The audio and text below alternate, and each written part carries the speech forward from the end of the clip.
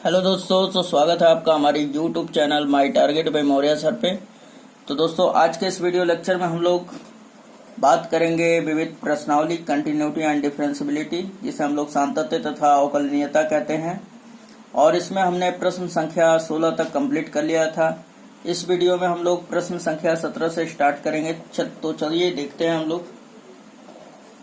तो देख सकते हैं आप स्क्रीन पर कि यदि x बराबर a into cos T plus T sine T और y is equal to a into sine T minus T cos T, तो d2y by D x square ज्ञात कीजिए, है ना। Double dy by D x ज्ञात करना है।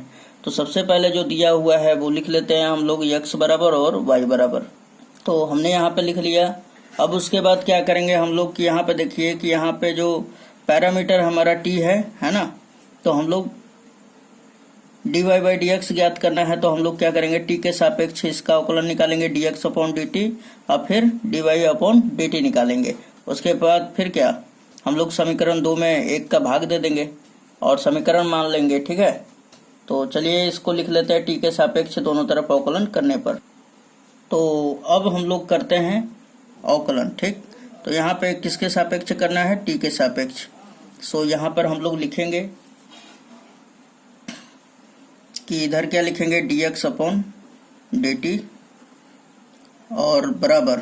अब देखिए एक कांस्टेंट फंक्शन है तो बाहर हो जाएगा, और किसका करेंगे हम लोग अवकलन, तो इन सभी का करेंगे। तो cos t और फिर प्लस t sin t और अपॉन में क्या हो जाएगा, dt, क्योंकि t के सापेक्ष किया जा रहा है। अब उसके बाद अब देखिए यहाँ पर कि a जो है बाहर हो गया और इसका अवकलन कर रहे हैं cos t का। तो cos t का क्या हो जाएगा, माइनस का sin t, है ना। उसके बाद फिर प्लस इसमें u इंटू वी का फॉर्मूला लगेगा, जो कि u इंटू वी का फॉर्मूला ये कुछ इस प्रकार होता है हमारा। तो यहाँ पर आप देख सकते हैं कि D U into V upon D X जो होता है, u जो होता है बाहर हो जाता है v का अवकलन, ठीक। फिर प्लस v बाहर हो जाता है, यानी दूसरा वाला बाहर हो जाता है पहले वाले का अवकलन, यानी u का अवकलन। तो सिंपली आप इसको मान लीजिए t को u और इसको भी। तो यहाँ पे हम लिख दे रहे हैं, इसको u मैंने माना और इसको भी, ठीक है। ये आपको समझने के लिए, आपको एग्जाम हॉल में इस तरह नहीं करना है, ठीक है ना। तो इसको हमने क्या माना है, u और इसे भी माना है। तो अब बताइए कि t बाहर हो जाएगा, क्या होगा हमारा, t बाहर हो जाएगा। तो प्लस का सिंबल दे देते हैं क्योंकि बीच में प्लस है, t बाहर, और साइन t का अवकलन करेंगे तो क्या होगा, cos t। उसके बाद फिर प्लस का सिंबल देंगे, ठीक, प्लस था ना बीच में, तो प्लस हमने दे दिया। उसके बाद देखिए कि साइन टी बाहर हो जाएगा और टी का अवकलन क्या होगा, 1 हो जाएगा, है ना। और ये हम इस तरह कर लेंगे। अब यहाँ पर देखा जाए थोड़ा सा कि dx अपॉन dt जो है क्या मिलेगा हमें, तो a और ये ब्रैकेट में माइनस साइन टी, फिर प्लस टी कॉस टी, और फिर ये प्लस साइन टी, है ना। और अब आप देखिए कि ये साइन टी प्लस में ये माइनस में कट जाएगा, तो फिर बराबर क्या मिलेगा, ए टी कॉस टी, है ना, ए टी कॉस टी। तो फाइनली हम यहाँ पे लिख लेंगे dx अपॉन dt जो है क्या मिल गया दोस्तों, तो ये मिल गया अपन को A T cos T. Equation first मान लेंगे। अब देखिए कि यहाँ पर y, चूंकि y बराबर क्या दे दिया है, a into sine T minus T cos T, तो इसका भी करेंगे। तो यहाँ पे लिखेंगे नाउ, यानी अब, ठीक है। तो D Y upon D T, चूंकि एक बार लिख दिए हैं तो बार बार जरूरी नहीं है, ठीक। एक कांस्टेंट है बाहर, अब इसे तो लगातार कर देते हैं। साइन टी का अवकलन क्या होगा दोस्तों, तो माइनस का कॉस टी, यहाँ पे चलिए माइनस का कॉस टी हमने लिख लिया, फिर माइनस है, माइनस हम लोग कर लेंगे। अब फिर इन दोनों पर भी u इंटू वी का फॉर्मूला लगेगा। यहाँ पे आप देख सकते हैं हमने क्या किया कि a जो है कांस्टेंट है, तो a को हमने यहाँ पर बाहर छोड़ दिया, और साइन टी का अवकलन माइनस का कॉस टी, फिर ये माइनस है तो हमने माइनस लिख दिया। उसके बाद t इंटू कॉस टी पे लगाएंगे फॉर्मूला, तो क्या हो जाएगा, यहाँ पे ब्रैकेट लगा लीजिए, ये वाला बड़ा ब्रैकेट कर लीजिए। उसके बाद t को बाहर रखिए, cos t का अवकलन करेंगे तो क्या हो जाएगा, माइनस का sin t, है ना। और उसके बाद फिर प्लस का सिंबल लगा लीजिए, cos t बाहर कर लीजिए और t का अवकलन कर दीजिए। cos t बाहर और t का अवकलन तो क्या हो जाएगा, 1 हो जाएगा। फिर ये छोटा ब्रैकेट क्लोज कर देंगे, है ना। फिर उसके बाद ये बड़ा वाला। उसके बाद अब आप देखें यहाँ पे बचेगा a और यहाँ पर क्या बचा, ये माइनस का cos t, फिर ये माइनस प्लस हो जाएगा t sin t, और फिर ये माइनस और ये प्लस क्या होगा, माइनस cos t हो जाएगा। और ये cos t का 1 में मल्टीप्लाई होगा तो cos t ही हो जाता है, ठीक। उसके बाद देखिए ये माइनस में है और यहाँ पर थोड़ा सा देख लिया जाए दोस्तों, तो थोड़ा सा यहाँ पे sin t का प्लस में cos t होता है फॉर्मूला, है ना। तो ये वाला प्लस में रहेगा, ये गलती थोड़ा सा हो गया था, ये माइनस वाला ये प्लस वाला कट जाएगा। उसके बाद फिर देखिए कि क्या बच जाएगा हमारे पास, तो सिंपली हम लोग लिख लेंगे dy/dt इज इक्वल टू, अब देखिए a बचा और t sin t बच गया, है ना, a t sin t, और इसे इक्वेशन सेकंड कर लेंगे। अब देखिए हमें चाहिए पहले dy/dx, है ना। तो dy/dx लाने के लिए हमें क्या क्या करना होगा, तो dy ऊपर चाहिए तो समीकरण 2 बन रहा है हमारा dy/dt और समीकरण 1 बन रहा है dx/dt। तो हम लोग लिखेंगे समीकरण 2 डिवाइड बाई 1, तो यहाँ पे लिख लेंगे और दूसरा हम लोग ले लेंगे, है ना। तो चलिए यहीं पे कर दिया जाए, तो यहाँ पे मैं कर दे रहा हूँ, ठीक। तो यहाँ पे लिखेंगे समीकरण 2 डिवाइड बाई 1 से।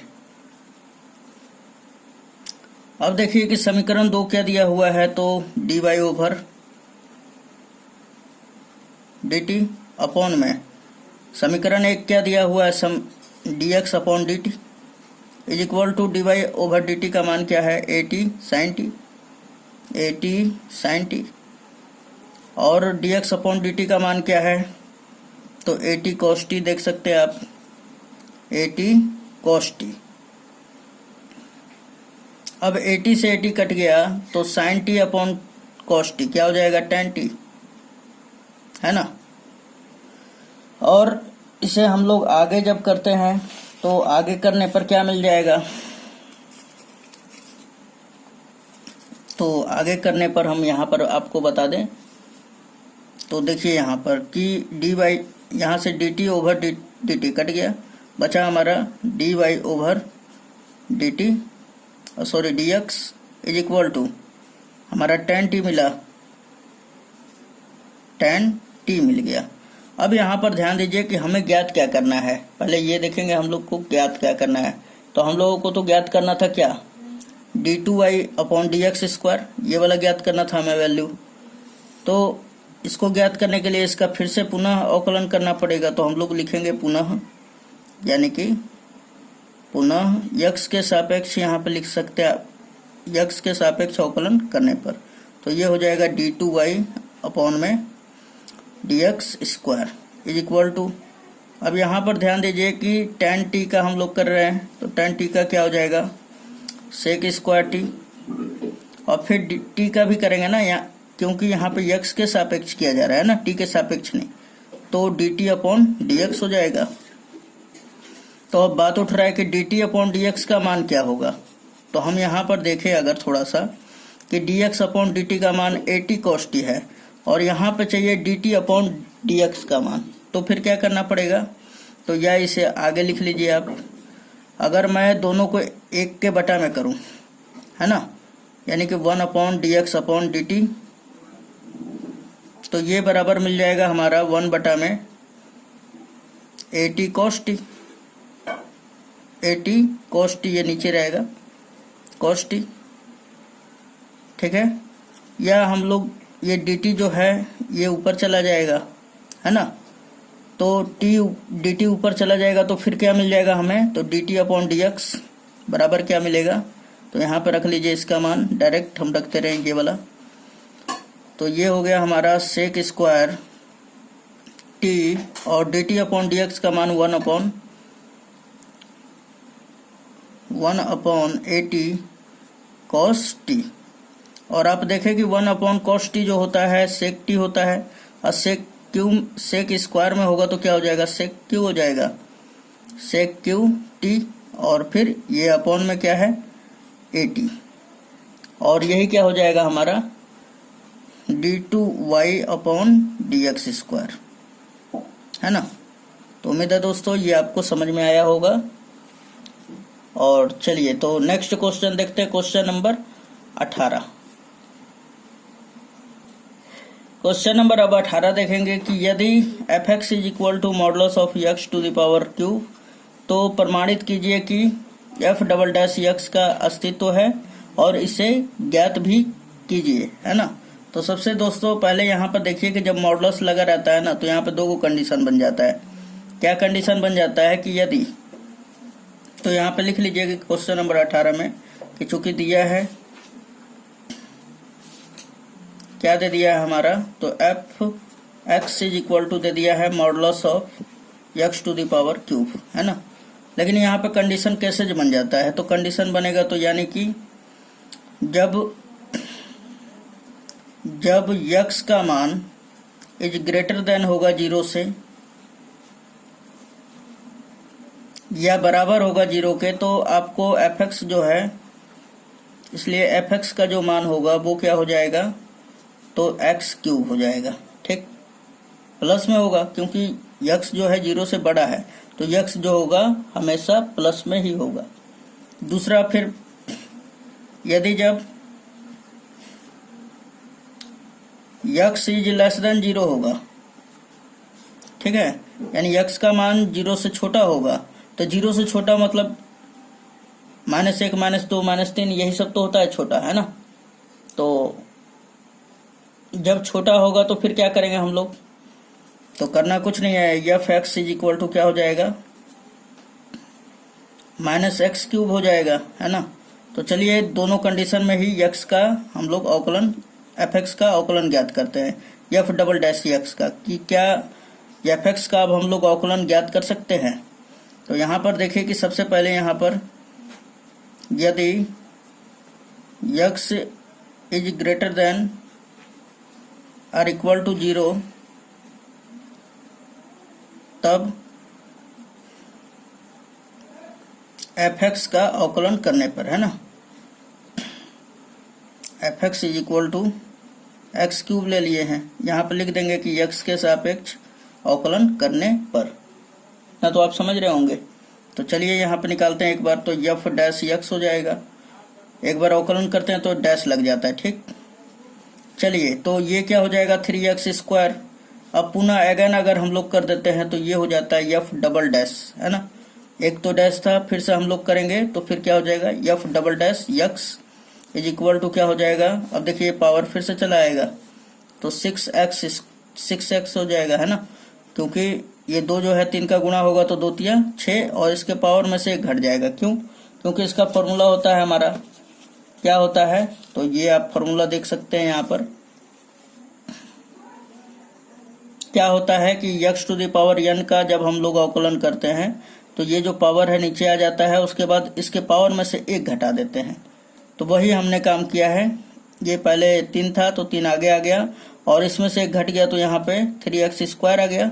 उसके बाद पुनः अगर अवकलन करेंगे तो क्या हो जाएगा, f" हो जाएगा, एक बार अवकलन को 1 डैश लगाएंगे, 2 बार अवकलन को डबल डैश लगा देंगे, है ना। तो ये हमारा कुछ इस प्रकार हो जाएगा। अब यहाँ पर देखिए कि f'(x) का हम लोग अवकलन निकाल पाए हैं, है ना, तो इसका अस्तित्व भी है। अब आगे देखते हैं कि यदि जब x < 0 हो, यानी कि अब x < 0 हो, तो f(x) का मान क्या था, f(x) = -x³ था। अब इसका अवकलन कर लेते हैं, तो एक बार अगर x के सापेक्ष अवकलन कर लेते हैं हम लोग, तो f'(x) = क्या आ जाता है, -3x²। अब यहाँ पे अगर लिखें कि पुनः जब हम लोग अवकलन करते हैं x के रिस्पेक्ट में, तो क्या हो जाएगा, f'(x) = क्या हो जाएगा, -6x, है ना। तो हम यहाँ पर क्या कह सकते हैं कि यहाँ पे लिख लेते हैं, है ना, आपको आसानी पूर्वक बताने के लिए। तो हम यहाँ पे लिखेंगे कि अतः दिए हुए फलन का अस्तित्व है। तो यहाँ पर देख सकते हैं आप कि अतः दिए गए फलन का अस्तित्व है, और एफ डबल डैश एक्स जो है पहला कंडीशन, यानी कि एक्स जब ग्रेटर देन 0 या आर इक्वल टू 0 हो, या केवल खाली ग्रेटर देन भी लिखेंगे फिर भी चल जाएगा, है ना। तो इसका जो अवकलन हमारा निकल के आया है, क्या निकल के आया है, तो यहाँ पर निकाला गया है एफ डबल डैश एक्स। तो ये आया था हमारा 6x, ठीक, 6x आया था। और दूसरा जो था हमारा x is greater then x is less than, चाहे इसको यहाँ पे लिख लीजिए सबसे बढ़िया पहले। तो हमने यहाँ पे इरेज कर दिया, ये यहाँ पे लिख लेते हैं एफ डैश एक्स का मान, है ना। तो इसका क्या मान आया, तो 6x, ठीक, 6x आया। और कब, जब x is greater than or equal to 0 होगा तब, है ना, जब 0 से बड़ा होगा तब। और दूसरा हमारा कि इसका जो आया था दूसरा वाला का, जब x इज लेस देन 0 हमने लिया, तब जाकर एफ डबल डैश एक्स का मान क्या आया था, माइनस का 6x। और कब आया था, तो कंडीशन भी दे देंगे x इज लेस देन 0 पर। तो इसका ये जो एफ डबल डैश एक्स है, इसका क्या है, हमारा अस्तित्व भी है और इसका मान भी ज्ञात किया जा सकता है। और ये क्या हो जाएगा दोस्तों, आंसर। चलिए, वीडियो पसंद आ रहा है लाइक कर दीजिए। आगे चलते हैं क्वेश्चन नंबर 19 पर। तो आप यहाँ पर देख सकते हैं क्वेश्चन नंबर 19 में कि बोल रहा है कि गणितीय आगमन के सिद्धांत के प्रयोग द्वारा सिद्ध कीजिए कि सभी धन पूर्णांक n के लिए dx to the power n अपॉन dx is equal to nx to the power n minus 1 है, ठीक है। तो दोस्तों देखिए, आप क्लास 11th में पढ़ चुके होंगे गणितीय आगमन के सिद्धांत। तो सबसे पहले देखिए, एकदम आसान है अगर आप इससे समझ जाएंगे तो, है ना। तो सबसे पहले लिख लेंगे कि चूंकि ये जो दिया हुआ है वो लिख लिया जाता है, तो हम लिखेंगे यहाँ पर चूंकि दिया है, तो हमने यहाँ पर लिख लिया। अब उसके बाद लिखेंगे गणितीय आगमन के सिद्धांत से, और इसका आगे करना स्टार्ट कर देते हैं सॉल्यूशन, है ना। तो यहाँ पर आप देख सकते हैं कि हमने लिख दिया गणितीय आगमन के सिद्धांत से। अब देखिए दोस्तों कि n बराबर 1 के लिए पहले चेक किया जाता है, किसके लिए, n बराबर 1 के लिए, ठीक, के लिए, यानी कि n जहां भी है वहां पर हम लोग 1 रखेंगे और दोनों तरफ का मान देखेंगे क्या बराबर है।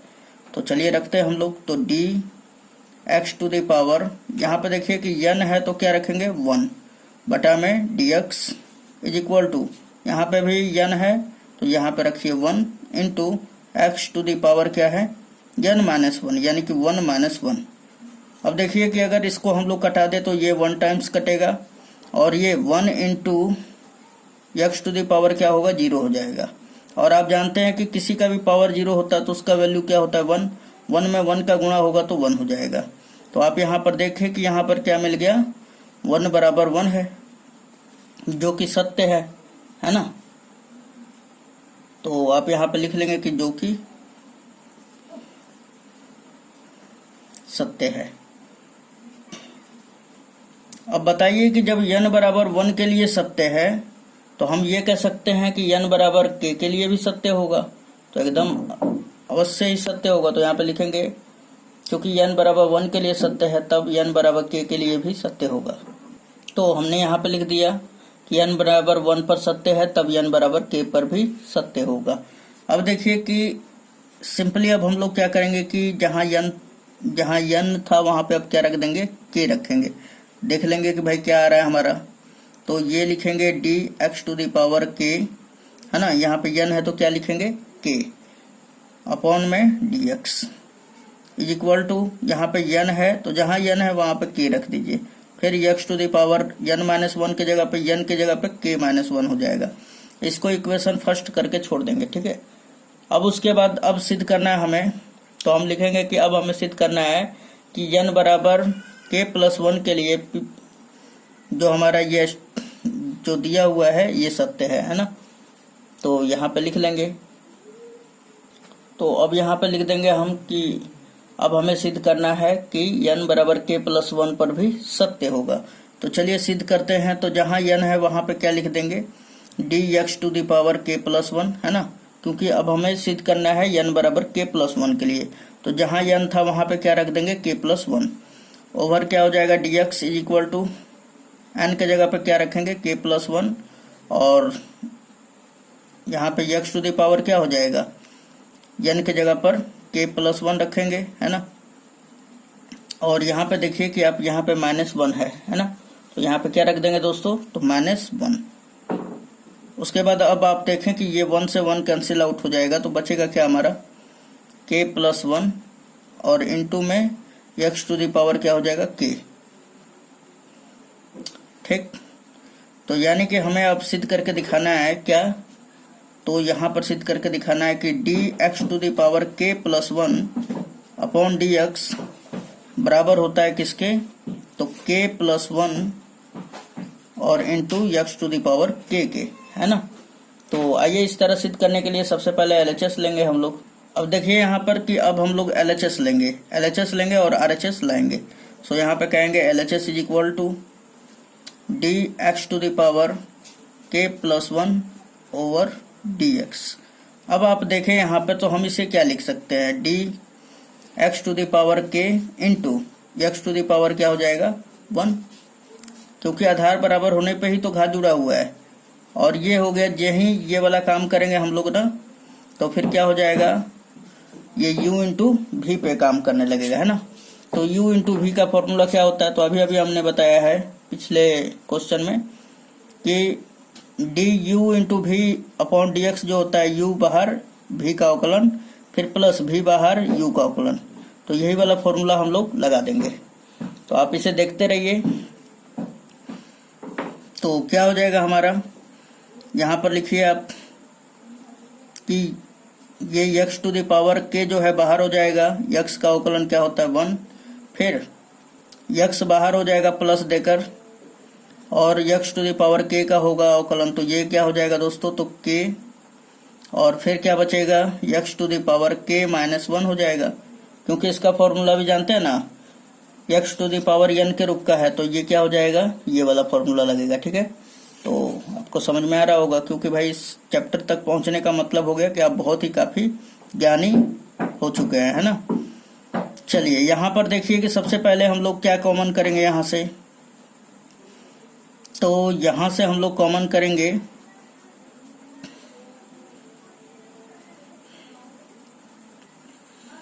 इसको, क्या लिख सकते हैं हम लोग, तो यहाँ पे लिख सकते हैं x⁻k और फिर प्लस x, और यहाँ पर आप देखें कि यहाँ पर क्या लिखाएगा, k आगे कर लेते हैं, उसके बाद गुणा कर लेते हैं, इसका 1 है इसका घात, और ये x⁻k-1 है, तो क्या हो जाएगा, k-1 और फिर +1, है ना। आधार बराबर है तो घात जुड़ जाएगा। अब देखिए ये माइनस और ये प्लस कैंसिल आउट, तो क्या बचा अब हमारा, तो यहाँ पे देख सकते हैं x⁻k बचा, फिर प्लस यहाँ पर क्या बचा है, k x⁻k। अब आप अगर देखें यहाँ पर, तो यहाँ पर सिंपली दोनों में से कॉमन है, तो कॉमन निकाल लीजिए। कॉमन निकालेंगे तो फिर क्या बचेगा हमारा, तो दोनों में से हम लोग कॉमन कर लेंगे x⁻k, तो यहाँ पर बचेगा 1, फिर प्लस यहाँ पे बचेगा k। ठीक, तो अब आप देख सकते हैं कि ये जो है बराबर कर दे हम लोग 1 प्लस, चाहे k+1 लिखते हैं इसी चीज को, है ना, और फिर इनटू क्या लिख दें, x⁻k, तो यही बराबर हो जाएगा RHS के, है ना। सो कह देंगे कि सो LHS = RHS, और लिख देंगे फिर लास्ट में कि अतः गणितीय आगमन के सिद्धांत द्वारा n के सभी, मतलब कि n belong to capital R के लिए, है ना, चाहे small n belong to capital N के लिए क्या होगा, सत्य होगा, यानी प्राकृत संख्या के लिए। लेकिन दोस्तों यहाँ पर कह रहा है कि सभी धन पूर्णांकों n के लिए आपको इतना बराबर इतना सिद्ध करना है ना। तो हम लोग लिख देंगे अतः सभी धन पूर्णांकों के लिए सभी n इज इक्वल टू धन पूर्णांकों के लिए, धन पूर्णांकों के लिए सत्य होगा, सत्य होगा, हैंस प्रूफ्ड। ठीक है, हैंस प्रूफ्ड। चलिए क्वेश्चन नंबर नेक्स्ट देख लेते हैं हम लोग। चलिए दोस्तों, ऐसे वीडियो बहुत काफी लंबा हो रहा है, तो चलिए मिलते हैं नेक्स्ट वीडियो में। और प्रश्न संख्या हम लोग यहीं तक छोड़ रहे हैं, और आगे जो है आप लगाइएगा। अगर आपसे नहीं बनता है प्रश्न तो उसके बाद हम आपको जरूर बताएंगे। ठीक है, और नेक्स्ट वीडियो आप जरूर देखें ताकि आपका सारा कॉन्सेप्ट क्लियर हो जाए। और सभी वीडियो देखने के लिए हमारे चैनल को सब्सक्राइब करके बेल आइकन को हिट कर दें, और सर्च करें यूट्यूब पर my target by Maurya sir. तो वहां पर आपको प्रत्येक चैप्टर का प्रत्येक वीडियो एकदम क्रमवार उसमें सजाया गया है, और आप मेरे प्लेलिस्ट से पूरा का पूरा प्रिपरेशन अपना कर सकते हैं। और खुशी की बात यह है कि पूरा फ्री ऑफ कॉस्ट है। तो चलिए मिलते हैं नेक्स्ट वीडियो में। धन्यवाद।